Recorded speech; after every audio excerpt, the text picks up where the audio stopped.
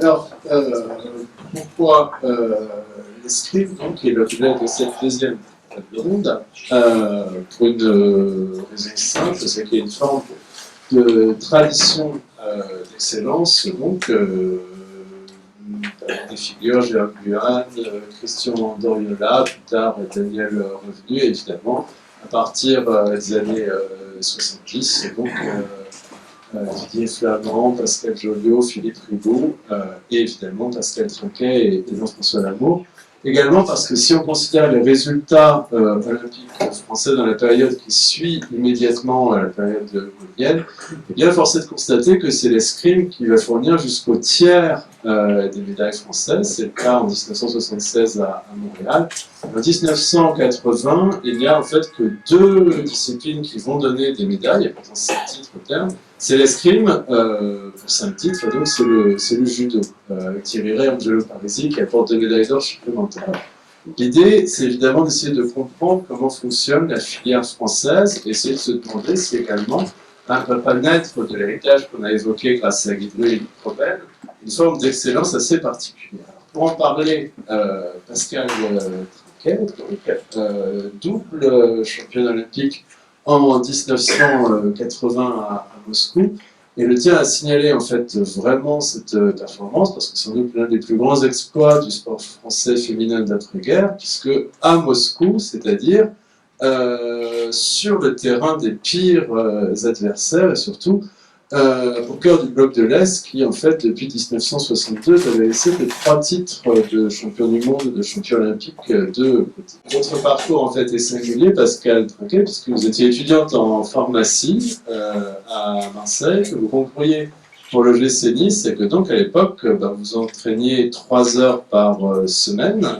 Mais qu'en même temps vous inscriviez donc dans une génération tout à fait particulière, puisque votre sœur avait été vice-championne olympique par équipe en 1976 à Montréal, vous étiez première remplaçante, et que plus globalement, vous apparteniez à une génération un petit peu dorée du fleuret français, avec des gens comme Brigitte Latry-Gaudin, beaucoup de titres de champion du monde junior, et du coup une équipe extrêmement forte, donc qui avait damé le pion aux soviétiques également en 1980. Et avec vous, Jean-François Lamour. Alors, lui, on ne va pas évoquer les JO de Moscou parce que ça doit être l'un des plus mauvais souvenirs de votre carrière, puisque vous êtes sabreur, parce que c'est un cas fleurettiste. Vous avez été le seul escrimeur français en 80 à revenir sans médaille, et vous êtes vengé méchamment, on va dire, puisque vous avez enchaîné ensuite 2 titres en 1988. On attendait désespérément le premier titre français. On a attendu jusqu'au vendredi de la première semaine et c'est vous qui l'avez apporté. Donc c'était une espèce de délivrance. Alors vous aussi, Jean-François Lamour, une arme donc qui pendant longtemps était un peu le parent pauvre de l'escrime française, le sabre, que vous avez représenté et dominé, puisqu'en fait de 67 à 92, en fait il est plus simple de compter les années où vous n'avez pas été champion de France, il y en a eu 2, en 79 et en 90. Sinon en général vous étiez champion de France. Évidemment, un titre pour le jeu méditerranéen en 83, un titre de champion du monde à Lausanne en 87, et donc ces 2 titres olympiques à Los Angeles avec le boycott donc des pays de l'Est, mais une victoire contre un Italien absolument ignoble qui s'appelait Marco Marin. Et en 1988, donc cette victoire en finale contre le Polonais olympique. Alors, dans un premier temps, je voudrais rapidement que vous reveniez tous les deux sur ce qui vous a amené un petit peu sur le chemin du haut niveau. Et puis ensuite, je pense que beaucoup de gens ont envie ici, il faudra quand même que vous racontiez un petit peu vos exploits olympiques. Alors, la première question que j'aurais envie de vous poser, finalement, pourquoi le choix de l'escrime? Est-ce que c'est un peu le hasard? Est-ce que c'est parce que c'est un sport qui s'inscrivait déjà pour vous dans une espèce de grande tradition française, marquée par Doriola et d'autres, finalement? Moi, c'était au départ, j'étais deuxième, et une gymnastique qui était un passionné d'escrime et qui a mis tous les enfants de Saint-Tropez à l'escrime. Et c'était vraiment sa passion, et il allait les voir tous en disant tu devrais continuer, c'est vraiment un bon sport. Et tous les enfants de Saint-Tropez faisaient l'escrime. Vous, Jean-François Lamour, vous avez souvent raconté que ce qui était à l'origine de votre carrière, c'est la rencontre avec Maître Augustin Parent, qui est un maître d'armes militaire, qui vous êtes tiré à la dure dans un grenier où vous ne pouviez pas reculer en fait. Vous êtes forgé du coup une défense de fer. C'est un peu ça? Bonsoir à toutes et à tous. Moi, c'est vraiment. Moi, je suis vraiment pour vous avoir écouté, notre historien. Voilà, et vous également. Je suis un pur. Finalement, en réfléchissant, je suis un pur produit du sport holiste, on peut dire. Parce que j'ai bénéficié à plein, vraiment à plein, de toutes les structures mises en place dans les années 60. Mais aussi un peu le fruit du hasard. Parce que pour répondre à votre question, j'étais extrêmement turbulent à l'école, en primaire, très turbulent, pas très bon élève. En plus, j'avais le handicap d'avoir ma mère institutrice dans le même établissement que moi. Ça n'arrangeait pas mes affaires. Et donc, bien sûr, ses collègues venaient se plaindre de mon comportement en classe. Et ne sachant vraiment plus quoi faire, ma mère, et puis, à l'occasion d'une visite chez le pédiatre qui s'occupait de moi, elle dit qu'est-ce qu'on pourrait faire, quoi, parce que je ne sais plus quoi faire, je ne sais plus comment débrouiller avec mon fils.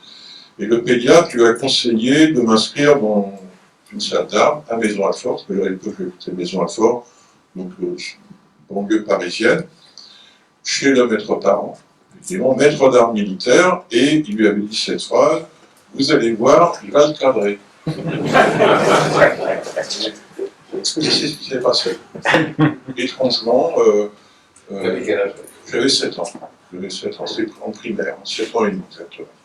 Et effectivement, il a fallu un peu de temps quand même, un peu rétif à tout ça, mais par exemple, quand je n'allais pas à la salle, qui était effectivement installée dans son grenier, il y avait un pavillon à Maison-Alfort, il avait installé une salle d'armes dans un grenier, donc on n'avait pas de place pour s'asseoir, pas de vestiaire, impossible. Aujourd'hui, évidemment, d'avoir une salle comme ça, en matière de sécurité. Et petit à petit, par exemple, quand je n'allais pas à la salle, il appelait, il est où? Il est là, à la maison, qu'est-ce qu'il fait? Rien, il est malade? Non, faut qu'il vienne. C'était le maître d'armes qui appelait. Et petit à petit, je me suis rendu compte, je pense à partir de 15 ans, que c'est inconsciemment, bien sûr, mais l'escrime, ça serait le fil rouge de ma vie. Voilà, si je vous parle ce soir, si j'ai rencontré Guy à une époque, il était derrière le président Chirac à Los Angeles. Voilà, c'est comme ça que j'ai commencé à m'intéresser à la politique. Je ne serais pas là pour vous parler. Donc je suis vraiment le pur produit de ce qui a été très bien exprimé tout à l'heure dans cette organisation du sport, mais je dois dire qu'il est en danger aujourd'hui. Voilà, qu'il est en danger. Parce qu'il n'y a pratiquement plus aucun des repères, je ne sais pas si on aura le temps d'en parler, aucun des repères de ce qui fait encore aujourd'hui une organisation, pour gaulliste de la pratique sportive, quel que soit le niveau d'ailleurs en France. Et voilà comment j'ai commencé. C'est un peu le hasard. En plus, sa spécialité, c'était extrêmement rare en France, c'était le sabre. Il était parti 6 mois se former auprès des maîtres hongrois qui étaient les grands maîtres d'armes en matière de sabre à l'époque. Donc il avait pris son baluchon avec un autre maître d'armes qui s'appelait Quirin, du Nord. Voilà. Ils étaient partis tous les deux se former pendant 6 mois aux techniques hongroises en matière de sabre, qui étaient effectivement assez exigeantes physiquement et techniquement. Le sabre, c'est un choix audacieux. Il y avait peu de résultats français. Puis la médaille d'argent de Claude Arago en 64 à Tokyo. Oui, c'est sûr que le sabre était un peu au creux de la vague. Et quand j'ai commencé à faire des résultats dans les années 75, la plupart de mes aînés en équipe de France ont arrêté. Faute de résultats, parce qu'ils pouvaient travailler, parce qu'à l'époque, il n'y avait malheureusement pas de contrat d'insertion professionnelle dans les entreprises. Et petit à petit, enfin même assez rapidement, dès 77, je me suis retrouvé le meilleur français alors que j'avais 21 ans. C'est très mauvais dans les sports de combat et d'opposition de ne pas avoir cette expérience acquise par les générations précédentes et la transmission de cette expérience. Je pense que ça m'a coûté quelques années de retard par rapport à une feuille de route qu'on avait commencé à écrire avec mes entraîneurs. Alors une question pour Pascal Trinquet, finalement vous avez été un peu poussé à faire de l'escrime à Nice, je crois que c'était le maître Le Cabellec, oui, votre maître d'art. Mais finalement, est-ce que vous aviez du goût pour la compétition? Est-ce que vous voyez l'escrime, le fleuret en l'occurrence, plus finalement comme quelque chose d'éducatif, comme un loisir? Comment est-ce que vous en êtes venue finalement à devenir compétitrice? J'ai toujours été compétitrice, c'était les entraînements, ça ne me passionnait pas, et c'était vraiment le combat, les compétitions qui m'intéressaient. C'est pour ça que j'ai dû arrêter, parce que je n'étais pas capable de le faire juste pour mon loisir, j'avais besoin de la compétition. Vous avez simplement vous poussé à la compétition ou que... Ah non, c'était naturel, et j'avais la chance d'avoir des parents qui étaient très disponibles et qui m'emmenaient partout dans toutes les compétitions, qui suivaient et qui savaient bien doser. Ils n'étaient pas trop sur la piste, à être en combat sur la piste, et par contre, tout leur dimanche, ils est passé à nous amener en compétition. Alors, il y a une personne qui a joué un rôle important dans vos deux carrières, c'est le patron des équipes de France dans les années 70, qui était Jacques Donadieu, en fait, grand maître d'armes. Alors, la question que j'aurais envie de vous poser à tous les deux, c'est comment est-ce qu'on passe finalement du club, parce qu'il me semble qu'en Fleuret, c'était extrêmement décentralisé l'organisation, vous restiez à Nice, en fait, finalement, c'était quelques pôles d'excellence qui nourrissaient les champions. Tandis que vous, Jean-François Lamont, assez vite, vous avez intégré une structure nationale, donc l'INSEP, créée en 1975, et vous avez très vite, en fait, vu que vous étiez le chef de file du sabre français, vous êtes très vite devenu en quelque sorte un escrimeur national. Alors, finalement, j'ai envie de commencer par vous, parce qu'elle est tranquille. Quand est-ce qu'est arrivée finalement la fédération et l'équipe de France dans votre parcours? Moi, effectivement, c'était très décentralisé. Et j'ai eu la chance d'avoir une capitaine d'équipe qui était Catherine, qui m'a organisé toute une séance d'entraînement, parce que je faisais mes études de pharmacie à Marseille. Donc elle avait trouvé un maître d'armes qui m'entraînait du côté de Marseille. Après, je faisais aussi 2 fois par semaine, j'allais à Nice pour m'entraîner. Et c'est elle qui a su me gérer tout ça et me mettre, prendre toutes les décisions pour ça. Vous-même, Jean-François Lamont, en fait, vous faites un choix plus radical. C'est-à-dire que très vite, finalement, vous intégrez l'INSEP au moins une fois par semaine. Et donc, vous vous donnez comme objectif, finalement, une carrière internationale. En tout cas, vous pensez peut-être plus déjà le sabre comme un fil rouge, comme vous dites, peut-être pas comme une carrière. Vous êtes peut-être plus une approche, disons, semi-professionnelle de l'arme. Semi-professionnel, enfin, non, l'escrime, c'est pas un sport où on a des revenus suffisants, donc il faut absolument avoir une formation et un métier à côté. Mais pour revenir à la question sur mon parcours sportif, je rentre à l'INSEP pour la première fois en 71 avec le maître parent, qui était donc le maître d'armes de club, pour un entraînement. Voilà, c'était à peu près un entraînement par mois. Il emmenait toute son équipe du club qui s'appelait l'ASA, la française, à l'INSEP. Et progressivement, on passe d'un entraînement par mois à quasiment un entraînement par semaine, jusqu'au moment où en 75, effectivement à peu près, 74-75, je bascule sur quasiment un entraînement par jour à l'INSEP.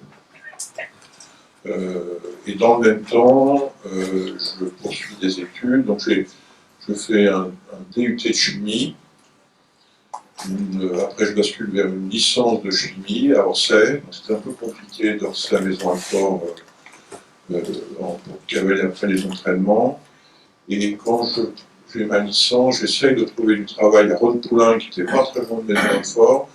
Et là, je me souviens toujours on va appeler ça le DRH de Rhône-Poulain, qui dit écoutez, monsieur Lamour, il faut choisir, on veut bien vous prendre, mais à ce moment-là, c'est un emploi à temps plein. D'ailleurs, vous oubliez votre carrière d'escrimeur. Et c'est là, effectivement, que je vous ai dit que pour moi, le sport, je ne sais pas pourquoi, intuitivement, l'escrime en particulier, je sentais que dans les conditions dans lesquelles j'étais dans les années 77-78, ça allait être ce qui allait me faire progresser le mieux et le plus. Et donc, je change radicalement de formation. Et c'est là que s'ouvre à l'école de kiné de Saint-Maurice une formation spécifique pour les athlètes de haut niveau. Et je passe mon diplôme de kiné en 4 ans à l'époque au lieu de 3 ans. Voilà. Ce qui me permet, alors là pour le compte, de pouvoir aller m'entraîner à l'INSEP qui était de l'autre côté du bois sans aucun problème. c'est une vraie transformation de ma vie. Hein. Alors, je prends quelques années de retard en matière d'études, de fait, hein, parce que je repars des études quasiment à zéro. D'ailleurs, aujourd'hui, mon compte retraite, il en souffre un peu, hein, parce que j'ai quelques trucs de retard. Mais ça m'a vraiment permis là de passer un cap supplémentaire. Et c'est marrant parce que je ne pensais pas que j'avais vraiment bénéficié de ces structures à ce point-là. Vous avoir écouté, lui-même, sur le mode d'organisation. Mon entraîneur, mon deuxième entraîneur national de la société Chi, hein, c'est un entraîneur qui arrive en France grâce à la volonté du DTN de l'époque qui était Opredec, Jean-Michel Opredec, qui prend un risque énorme, c'est de faire venir un maître d'armes étranger en France. Je ne sais pas si vous voyez un peu l'ambiance. La France est parmi les meilleures nations en escrime, sauf au stade, malheureusement. Il prend le risque de faire venir un maître d'armes étranger. Ça a remué un peu dans les brancards. En France. Quel homme de qualité. Voilà, voilà. Et donc, grâce à ces péchis, entraîneur national, hein, donc rentrons dans le cadre tel que vous l'avez décrit, vraiment on passe, pas moi tout seul d'ailleurs, hein, des Rieux, du Schlex, Pichot, on passe un cap supplémentaire pour aller gagner tout un tas de médailles aux Jeux et aux championnats du monde.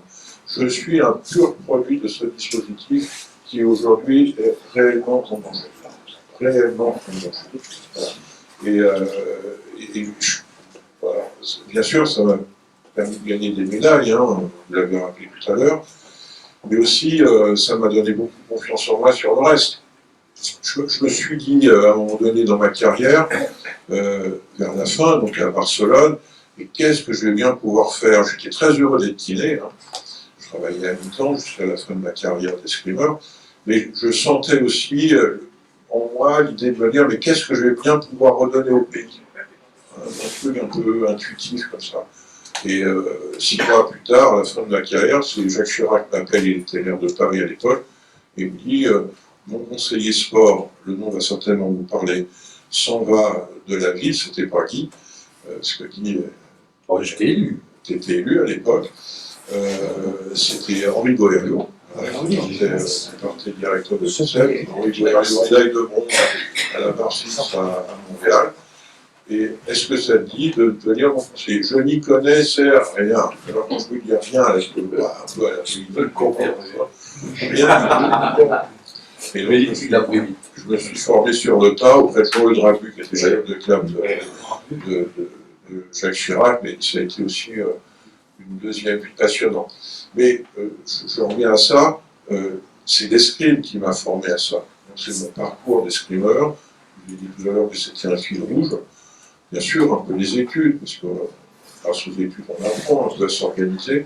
C'est quand même l'escrime qui m'a formé, qui me permet aussi désormais, moi qui suis retourné dans le privé, de travailler auprès de Jacques Lorenzetti, le président d'un grand club qui s'appelle le Valto. Et encore, j'ai beaucoup de réflexes qui me viennent de ce que j'ai appris en escrime et de ce que j'ai appris dans ce cadre spécifique de l'INSEP en particulier. Alors, on arrive à la première échéance olympique commune, 80, donc Moscou. Alors, déjà, une question peut-être d'actualité. La première question qui se pose en 80, c'est la question du boycott, puisque après l'invasion de l'Afghanistan par les troupes russes, le mouvement sportif est traversé justement par ce débat sur le boycott. Les mouvements varient, c'est Patrick Abadage, pour le perchiste, qui prend la tête d'un mouvement sportif contre le boycott. Est-ce que, quand vous arrivez à Moscou, vous avez conscience déjà de cette question de la forte dimension de zone politique quelque part de ces jeux? Oui, tout à fait. J'espérais, moi, avant ça, avant ces jeux-là, que la politique de sport n'était pas liée. Et c'est à ce moment-là où il s'est rendu compte, effectivement, de la fonction qu'il y avait entre la politique et le sport. Et du coup, on était allé aux Jeux Olympiques avec ni drapeau, ni hymne, ce qui était un peu triste. Parce que ça n'a rien changé au niveau. Pour les Russes, ça n'a rien changé. La télévision russe coupée, vous voyez le drapeau, le drapeau du pays, est coupé pour l'hymne. Ça n'a pas fait grand-chose. Mais pour nous, c'était triste qu'on n'avait pas notre drapeau et pas de défilé. Pas défilé, parce que. Et pas de défilé non plus. Pas défilé. C'est adolescents, ces jeux, alors? On a parlé de... Oui, on a parlé tout un tas de choses. La jeunesse moscovite avait été envoyée en camp de jeunesse à l'extérieur de Moscou. Bon, c'était à la soviétique, hein, c'est bien sûr comme les étaient. Alors, nous, on connaissait, puisque depuis 72, on avait une compétition à Moscou tous les ans. Je ne sais pas, Pascal, si on avait une. Voilà, on sentait le poids hein, de l'organisation communiste sur nos déplacements, sur notre vie quotidienne là-bas. Bon, voilà, on s'y était fait, mais il faut quand même savoir que pour les jeux, on est quand même de toute façon dans notre bulle, hein. On n'est pas là en train d'aller visiter la ville. Mais effectivement, on a ressenti beaucoup de pression, comme le dit Pascal, pour rien. Ça n'a pas empêché les Russes de continuer à être en Afghanistan, et ça pendant pas mal d'années. Moi, par définition, je suis opposé au principe du boycott. D'ailleurs, je l'avais dit un peu trop fort, et vous avez parlé du DTN de l'époque qui était Donadieu, il m'avait un peu tapé sur les doigts, et j'avais été convoqué à l'Élysée. C'est la première fois que je rentrais à l'Élysée, c'est à l'époque Giscard d'Estaing. Et pourquoi Giscard d'Estaing? Parce que le conseiller économique de mémoire de Giscard, c'était Rose Kanaki, un florettiste, qui m'avait, Emmanuel Rose Kanaki, voilà, qui gentiment m'avait expliqué que je n'avais qu'à fermer ma gueule, quoi. Parce que, en gros, c'était pas de mon niveau, il fallait qu'on faire ce qu'on nous disait de faire. On avait quand même attendu Pascal, c'est ça qui m'avait le plus énervé, 3 semaines. Hein. 3 semaines seulement avant les Jeux pour savoir si on y allait. Ah oui. 3 semaines. Oui. Giscard a hésité. Ah, c'est notre couleur. Giscard a hésité jusqu'au dernier moment. Au dernier moment, Giscard a hésité de nous envoyer, parce qu'évidemment, il y avait une pression des Américains qui voulaient que la plupart des pays occidentaux n'envoient pas entre guillemets, de troupes sportives à Moscou. Et donc, on y est allé, effectif extrêmement réduit. Moi, je n'avais pas d'entraîneur, pas de sparring partner. Mon sparring partner, pour vous montrer, c'était il avait été accrédité comme cuisinier. Et donc, voilà, pas d'île. Enfin, l'île, c'était l'île olympique. Pas de drapeau, pas de défilé. Mais bon, des médailles, en tout cas pour elle. Voilà. Justement, il faut que vous nous racontiez un petit peu, parce que vous arrivez avec 2 titres de championne de France, en 79-80, et vous avez en face de vous une armada de soviétiques, puisque vous avez Elena Belova qui a été championne en 68, Valentina Sidorova, bref, vous avez la crème de la crème, des Roumaines, des Hongroises également, qui sont toutes finalement des athlètes d'État, c'est-à-dire des professionnels. Et vous arrivez avec finalement vos 3 heures d'escrime hebdomadaire, peut-être une petite préparation olympique. Alors comment est-ce que finalement vous vivez cette espèce de décalage? Vous vivez comme quelque chose d'un peu écrasant, ou est-ce que parfois finalement, paradoxalement, vous vivez comme une chance lors de la compétition, ce côté amateur? Le côté amateur, je ne sentais pas du tout de pression. J'étais là pour faire mon maximum. Et une fois qu'on a expliqué ça, ça fonctionnait.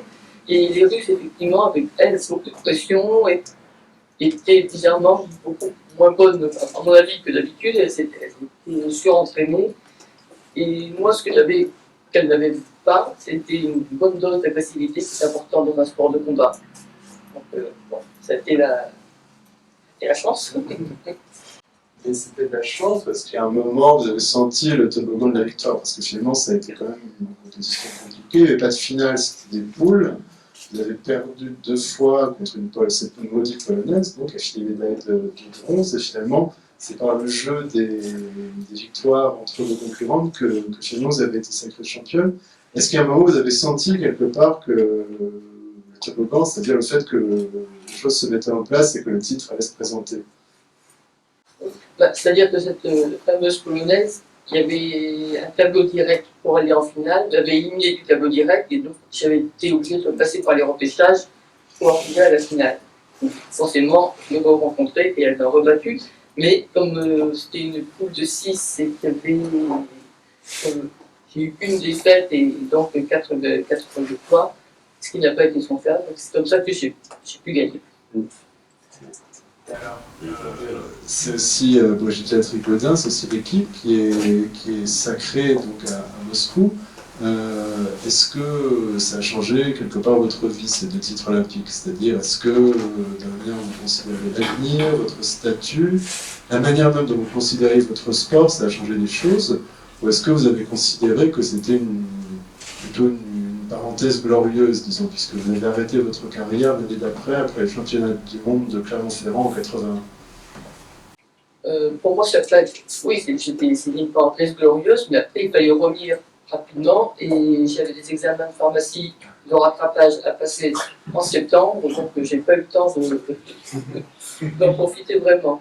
Et effectivement, après, en 81, j'ai voulu justement prendre un peu de temps pour mes loisirs, un peu de temps sur l'escrime, un peu de temps sur les études, et ça a été une catastrophe, donc du coup, j'ai arrêté. Et repris après en 84, Alors vous, personnellement, c'est le contraire. Vous revenez de Moscou, j'imagine, un peu blessé, donc par l'absence de titre, c'est les Russes, c'est Khromov-Moskov qui trustent tout. Alors vous m'avez expliqué que finalement, votre titre, avec l'arrivée de Laszlo Shepedi, c'est plutôt une construction de long terme. C'est-à-dire que c'est là que le modèle du haut niveau français marchait, c'est qu'on vous offrait finalement une stabilité, un projet qui, quelque part, pourrait jusqu'en 88. Disons que dans ce modèle de préparation, on est donc quasiment tous rassemblés à l'INSEP, les meilleurs sabreurs, en gros un groupe d'une douzaine de livreurs de sabre, essentiellement, je l'ai dit tout à l'heure, une nouvelle génération, hein, beaucoup venant de Tarbes, du club de Tarbes, qui était un groupe pourvoyeur de sabreurs à l'époque, donc une jeune génération et un ou deux anciens dont je faisais partie, et quand ces péchis arrivent fin 81, on n'a pas été très bon non plus à Clermont-Ferrand, on termine derrière les Anglais par équipe, ça c'est la honte complète en escrime. Et donc là, il faut vraiment faire quelque chose, donc l'arrivée de ces péchis, et ces péchis, en arrivant déjà à transformer profondément notre modèle d'entraînement, on s'entraîne 5 heures par jour, 6 ou 7 jours par semaine, et quand on n'est pas le 6e jour à l'entraînement, on sait qu'on est en compétition. Donc un rythme très dur. C'est pour ça que les survivants de l'ancienne génération ont très vite arrêté parce qu'ils ne supportaient pas le rythme et le volume d'entraînement. Et puis il nous fixe un objectif, il nous dit on verra pour Los Angeles en 84, mais moi on se fixe un objectif 88. Parce qu'il disait il faut au moins ça pour arriver à inverser une tendance lourde avec des pays de l'Est très puissants, avec des Italiens, des Espagnols, des Allemands à l'époque aussi qui étaient au sabre très fort. Donc 84 pour nous, c'est une étape. Donc peu importe finalement qu'on ait dit qu'il n'y avait pas tous les pays présents, on l'a bien entendu parce que ça nous a été souvent répété, d'ailleurs ça avait encore été dans le reportage. Mais on était tellement heureux d'avoir démontré qu'en 84, on était à peu près fidèle à notre feuille de route. Alors, en plus, on remporte une médaille d'or. Roger Béron de mémoire, il va faire 3e, Lisan, il fait 4e, c'est Westbrook qui fait 3e. Et on fait une médaille d'argent par équipe, derrière les Italiens. Mais pour nous, c'était un superbe encouragement. C'est-à-dire, on dit on est sur la bonne voie. On commence à faire des résultats à l'international, et effectivement, il y a de grandes chances qu'on soit prêt pour Séoul. Et là, à Séoul, je passe les étapes, hein. À Séoul, tout le monde est là, il y a tout le monde, les Russes, les Polonais, les Hongrois, tout ce que vous voulez. Et là, vraiment, on est fort, puisqu'on place 3 Français dans les 8, 3 Français dans les 8. Je bats en quart Guichot, en demi Gélieux, voilà. Ça veut dire qu'on se rate un peu par l'équipe, c'est pour ça qu'après on repart pour Barcelone, on va essayer d'aller gagner une médaille à Barcelone. Donc on s'était fixé effectivement cette échéance, mais encore une fois avec un changement radical de préparation, extrêmement fort, très moderne aussi dans l'approche, des choses qui m'ont marqué toujours, c'est que tous les lundis matins, sur le mur de ça. D'ailleurs, je vous remercie. Vous pouvez passer la photo de démarrage de votre général. à l'INSEP. Pour ceux qui... Oh non, pas loin. Voilà. Ça, c'est la salle d'art. C'est la salle bâtiment C, Grande Verrière. C'est la salle qui m'a accueilli pendant toute ma carrière de haut niveau à l'INSEP. Et là, vous avez deux, je suis incapable de dire qui sont les deux florettistes. Là, Cotard était le DTN, et Gaillard, en survêt, à gauche, qui était l'entraîneur, qui était un des entraîneurs nationaux qui était là, avec le général de Gaulle, du Congrès. Mais c'était ma salle d'art. Moi, j'ai vécu là 5 heures multipliées par 5, multipliées par... bon, bref, ça fait beaucoup, ça fait beaucoup. Le seul truc, c'est que même en 88, quand je gagne mon deuxième titre, c'était à peu près dans le même état de peinture. Il a fallu faire un truc propre. Et c'est d'ailleurs pour ça qu'en 2003, quand je suis, enfin 2002, quand je suis arrivé. Jean-François Labourg, ministre. J'ai décidé, je ne sais pas si c'est un geste gaulien, mais j'ai décidé de refaire de fond en comble l'INSEP. Les travaux ont été engagés 2 ans plus tard et ils sont terminés, malheureusement c'était plus ministre en 2009. Mais l'INSEP a été d'accord avec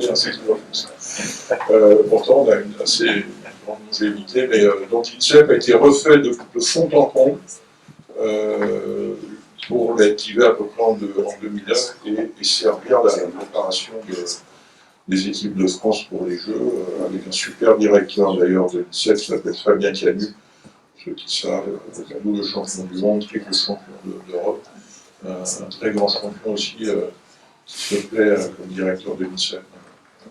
Alors on peut peut-être essayer d'entrer. D'ailleurs, je salue dans la salle, que je l'ai vu avant qu'il soit parti, Vincent Roger, il est plus là, Vincent. Il est là. Et où, Vincent J'écoute. Qui est le délégué ministériel aux Jeux Olympiques auprès de la ministre des Sports et qui offre effectivement à faire de ce bel événement un coup de boost pour la France. J'ai eu aussi David Malenfer qui était mon chef de cave, que j'ai fait souffrir pendant 5 ans. Alors, si vous permettez, le renseignement aussi, on aimerait essayer d'entrer dans la boîte noire, entre dans CO de 88. Je me souviens que j'avais 10 ans à l'époque, j'avais acheté l'équipe, et il y avait l'article sur Maître Parent, vous l'aviez appelé tout de suite après votre titre, et vous lui aviez dit, vous savez, ça a été facile. Alors, comment est-ce que vous vous souvenez finalement de cette compétition? Vous êtes poussé en repêchage par Pogosov. Vous m'avez dit quelque chose qui est assez fascinant, vous étiez champion du monde entier, vous étiez parfaitement préparé, vous m'avez dit que finalement le plus dur, et ce qui était vraiment dur, c'était la première touche finalement, le premier match. Ah oui, c'était une sorte de somatisation qui précédait la compétition. J'avais déjà extrêmement mal au dos 3-4 jours avant la compétition. C'était comme ça, il fallait faire avec, je ne pouvais pas marcher 10 mètres, ça c'était assez étrange, donc j'avais très très mal au dos.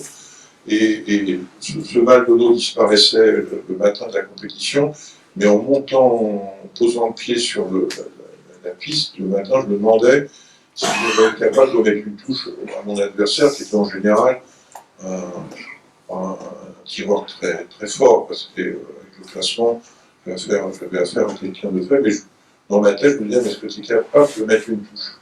Bon, une fois que j'avais mis la touche, après ça commençait à aller un peu mieux. Mais c'était assez étrange, ça c'est très personnel, une sorte de gestion du stress et d'évacuation du stress de cette manière-là. Et chacun a sa méthode, je ne sais pas, Pascal, si vous aviez les mêmes routines pour évacuer le stress, donc moi c'était un peu... Mais on était à Séoul, on s'était mis en tête les uns et les autres, un membre de l'équipe, voilà. On était prêts, on avait fait tout ce qu'il fallait. Après, le sport, c'est le sport, mais on se disait vraiment, on peut difficilement faire mieux dans une préparation, à long terme. Ça. Et ça, je vais vous dire, une fois que vous l'amenez après, et je pense que c'est un peu ressenti, et c'est certainement, parce qu'il faut quand même revenir à l'essentiel, hein, on parle un peu de la politique de sport et d'une vision gaulienne de la pratique sportive. Je crois aussi que les Françaises et les Français, ils ressentent ça. Voilà. Quand j'ai la preuve, moi je n'ai pas eu non plus, comme dit, la chance de croiser le général de Gaulle, mais je pense que Jacques Chirac, il ressentait ça. Voilà. Il n'avait pas besoin de le dire, mais dans la relation qu'il entretenait avec nous, je pense qu'il vivait au plus profond de ses tripes, il savait exactement ce qu'on était en train de vivre. Pour l'anecdote, Chirac, bien sûr, félicitait tous les sportifs. D'ailleurs, lui, il avait continué cette symbolique d'inviter tous les champions médaillés aux Jeux à l'Élysée. Il était décoré de la Légion d'honneur et du mérite. Ça ne plaisait pas trop au chancelier, le général qui est le patron de la Légion d'honneur, le grand chancelier, mais parce qu'il voyait une liste interminable de médailles, plus il y avait de médailles, plus il y avait de décorés, donc ça toussait un petit peu du côté c'est forcément ici. Ça toussait un peu, je me souviens, je lui ai reçu un appel, qu'est-ce que c'est que cette liste là. Chirac, il avait décidé pour 96 de faire décorer tout, mais il voulait montrer aussi qu'on avait des parcours quand même très atypiques, qui s'inscrivaient dans cette logique. Effectivement, comme l'a dit, ce n'est pas des sacrifices. Ce ne sont pas des sacrifices. C'est des choix de vie. Il faut considérer ça comme des choix de vie. Un sacrifice, quand on parle d'un soldat qui part au front, ça c'est un sacrifice, c'est un engagement total. Nous, c'est des choix de vie. On peut dire ça, on peut dire ça, on choisit, on priorise, mais on ne fait pas de sacrifice. Merci beaucoup, merci. C'est un peu d'expérience. Alors, je vais me tourner vers la salle, puisque j'ai monopolisé le privilège d'interroger les champions. Mais que ce privilège, il faut le partager. Donc, s'il y a des questions, je vous laisse. Oui, monsieur.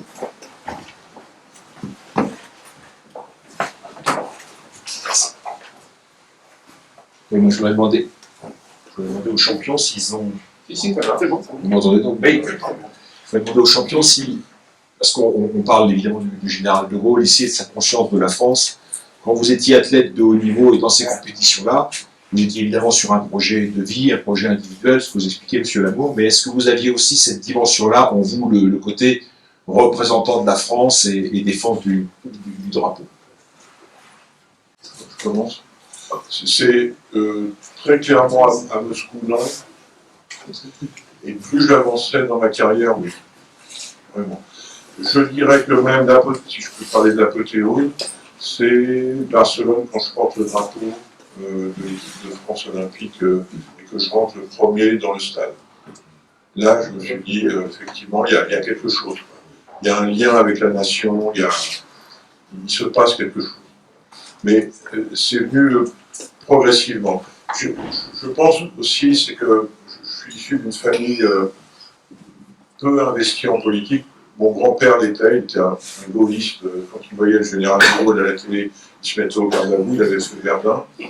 Donc lui, vraiment, c'était quelque chose qui l'avait beaucoup marqué. Et je le voyais interagir à chaque fois qu'on parlait du général de Gaulle. Des parents beaucoup moins, entre guillemets, politisés. Et cette conscience du rapport à la nation, ça m'est venu vraiment progressivement. Et je vous l'ai dit tout à l'heure, l'idée c'était de dire, mais qu'est-ce que je vais pouvoir redonner à la nation une fois ma carrière terminée? C'était diffus, tout ça. Bon, il s'est trouvé encore une fois que l'opportunité de travailler pour Jacques Chirac s'est présentée quasiment à la sortie de ma carrière. Donc finalement, j'ai eu la réponse très vite. C'est un parcours assez différent de Guy qui lui s'est investi en politique beaucoup plus tôt. Alors que lui-même était déjà athlète, il a raconté tout à l'heure qu'il était arrivé, qu'il avait eu cette phrase après son titre à Montréal. Moi, c'est venu un peu plus tard, mais peut-être le moment le plus fort, c'est d'être porte le drapeau à Varsovie. Ça, pour moi, ça représentait vraiment cette notion-là, de relation très forte avec la nation. Pour moi, c'était mon grand regret, c'était aux Jeux Olympiques de Moscou de ne pas avoir eu le droit à l'hymne national et à mon drapeau français. Mais ça restera toujours, les résultats qu'on puisse avoir par derrière, ça aura été toujours mon grand regret. D'avoir pas eu cette chance. Oui, j'ai une question pour M. Lamour. Vous avez dit tout à l'heure le système mis en place à l'époque de Gaulle est en danger aujourd'hui. Est-ce que vous pourriez préciser? Je vais essayer, mais je vais vous la faire courte parce qu'on pourrait en parler des heures. Donc on vous a très très bien rappelé le modèle d'organisation du sport avec quand même un ministère puissant, Je ne sais plus lequel d'entre vous a parlé de Crespin qui faisait le Tour de France avec son carnet de chèques, mais il avait son carnet de chèques, là. Et il payait à l'audition, vous avez pu connaître ces piscines, les piscines Caltourne et les tournesols, vous vous souvenez, ces piscines, ils faisaient les chèques. C'est pas du. C'est toute une réalité. Maintenant, quand un élu ou un éminent directeur des sports et des Jeux Olympiques d'une collectivité veut se lancer dans un programme de construction d'équipements, entre le moment où son patron, l'élu, décide de le faire et le moment où l'inauguration fait, il se passe 8-10 ans. Au moins, il y a des recours, il y a des problèmes de financement. Donc ça, c'est déjà une transformation de cette capacité à faire, et à faire vite. Après, sur le modèle lui-même, je vous l'ai fait quoi, il y a plusieurs éléments. Je trouve que la place du sport à l'école est toujours aussi faible. On a parlé du modèle américain. Je me souviens que Guy avait en 1995 lancé une très belle initiative d'expérimentation du sport à l'école dans une centaine d'établissements. Ça a été balayé par sa successeur, il faut le dire aussi par le ministre de l'Éducation nationale de son époque, on va pas citer, et qui a cherché... Voilà, et quand j'ai entendu qu'il allait peut-être revenir, à l'éducation nationale, je dis bon, on ne va pas se passer grand-chose.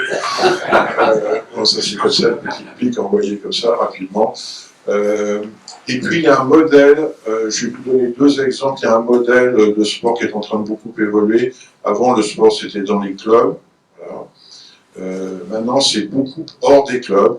Crise du bénévolat, problème de financement pour les collectivités, une volonté du pratiquant de s'extirper de ce modèle de club, et puis parce qu'il a une offre à l'extérieur de très bonne qualité. Je vois Michel Corbière dans la salle. Michel, patron de Foresti, il offre, il faut le dire, une prestation de très grande qualité dans ces structures, qui sont des structures privées. Donc, qu'est-ce que font les gens? Ils vont là où il y a la qualité, voilà, pour pratiquer une activité physique. Et ils retrouvent d'ailleurs cette qualité un peu partout en France. Donc là, c'est, on peut le dire, une vraie concurrence, mais il faut aussi que le modèle public s'adapte à cette concurrence. Et puis, il y a un phénomène aujourd'hui qui m'inquiète beaucoup plus, c'est la pratique sportive, ou en tout cas un regard sur la pratique sportive, moi, que je ne comprends pas. Donc, je vous ai dit que j'étais vice-président d'un groupe qui s'appelle Ovalto. Donc, ce groupe est propriétaire de Paris La Défense Arena. C'est une grande enceinte qui est au pied de l'Arche de la Défense. Donc, il y avait beaucoup de concerts. Il y avait Sardo samedi, dimanche dernier. On accueille également l'image du Racing 92, qui est aussi propriété du groupe. Mais on accueille aussi plein d'autres événements. Et parmi eux, je vais vous en citer deux qui m'inquiètent beaucoup, parce qu'on les considère un peu quand même comme des événements sportifs. Il y a le MMA, vous savez, cette boxe en quasiment règle. Pour moi, je trouve qu'on est à l'ultime limite de ce qui est supportable en matière de pratique sportive de compétition, c'est-à-dire les stades par terre. Enfin, bon, tout ça ne me plaît pas beaucoup dans une cage.